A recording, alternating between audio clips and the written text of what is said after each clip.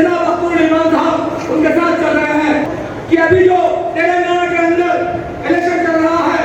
हैदराबाद के अंदर जो इलेक्शन चल रहा है, मस्जिद के जितने भी कैंडिडेट हैं, आप यहाँ से एकजुट होकर मुत्तहिद होकर उनको जिताने का काम करें। ऐसे वैसे बहुत सारे पार्टियों को वोट दिया, लेकिन आपकी जो मोहब्बत रही असदुद्दीन ओवैसी साहब के साथ, मस्जिद इत्तेहादुल मुस्लिमीन के साथ, आपकी मोहब्बत को देखकर हम बिहार वालों के अंदर एक नया जोश आया।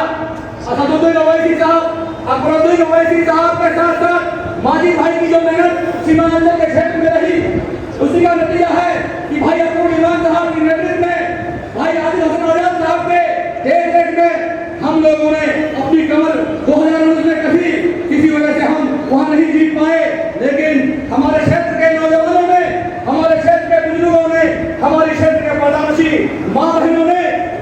एक सुर में कहा कि हमने आपसे कथाकथित बहुत सारे किया, अब अपनी एक जमात हमारी आ चुकी है, हमारे गोद में हमारा बच्चा आ चुका है, हम किसी और के बच्चे को गोद नहीं लेंगे। और 2020 में हम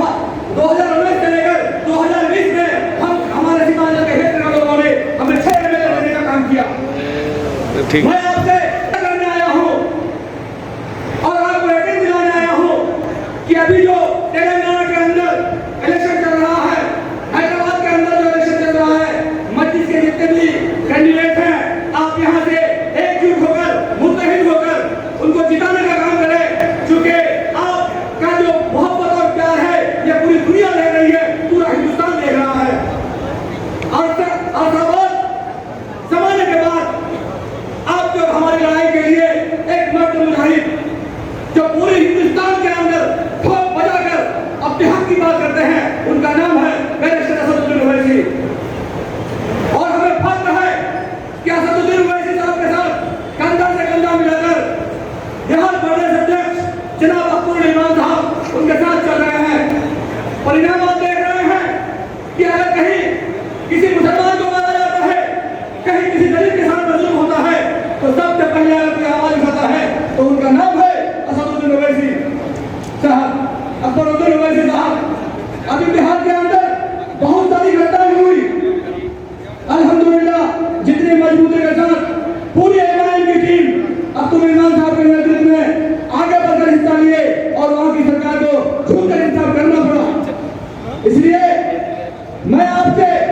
एक इंतजार करने आया हूँ, आपसे गुजारिश करने आया हूँ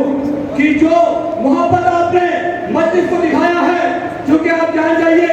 दुश्मनाने मस्जिद नहीं चाहती है कि यहाँ से कोई मुस्लिम क़यादत उठे। आज तो तेलंगाना के अंदर से, हैदराबाद के अंदर से एक मुस्लिम क़यादत उठी है, सबकी नजर में खटक रही है। ये कथाकथित सेकुलर पार्टियां जो हमें गुलाम की तरह इस्तेमाल किया है, जिन्होंने हमारे वोट को लेकर हमारी हकमारी की है, ओवैसी साहब के आने के बाद आज उनके पेट में दर्द हो रहा है। यही कारण है कि सारे लोग, चाहे वो कांग्रेस हो, चाहे वो कोई भी पार्टी हो, सब चाहती है कि मस्जिद को रोका जाए। अल्हम्दुलिल्लाह मैंने जो यहाँ आकर देखा, तेलंगाना के सदन में आकर देखा, चाहे जितना भी जोर लगा ले,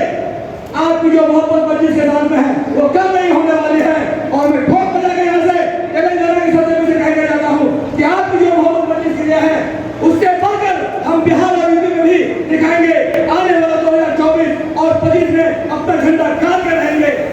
दोस्तों, आपने हैदराबाद के अंदर,